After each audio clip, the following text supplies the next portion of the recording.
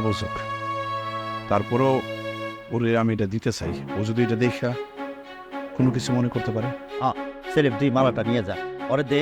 লতা যদি মালাটা দিকে ভালো হয় তাহলে তো খুবই ভালো। মনে তো হয় না। আচ্ছা, আমার একটা কথা আমি কোনোভাবে বুঝতে পারতেছি না, ও তো পাগল হইল কেমনি? এই প্রশ্নটা আমাকেও। ভালো মানুষ ঘুমাইতে দিত, রাত্রে বেলা স্বপ্ন দিকে টিটকার, তারপর তো ঘুমের দিকে উঠা আমাকে কাউরে দিলে না। আমার মনে হয় কি জানো, কোনো কিছু হাসল করছি। না না ভাবি, কি বলো? এখনকার সময় কি জিনভূত বলে কিছু আছে নাকি? হয়েছে কি সেলিম, তোর বোর পিছনে কত টাকা খরচ করছে, তারপর তোর কিছু কই নেই। কারণ করে তুই আবার মাইন্ড করবি, মন খারাপ করবি, মুশকিল না? বড় ভাই, আমার আগে থেকে না বললে ভুল করছো। যদি আগে থেকে বলতে আমি একটা প্রস্তুতি নিয়ে আসতাম। এই যে লতার এখন চিকিৎসা করানো লাগবে, এটার জন্য টাকা পয়সা লাগবো না? তুমি যদি জানাইতে আমারে, তাহলে তো এই সমস্যাটা হইতো না।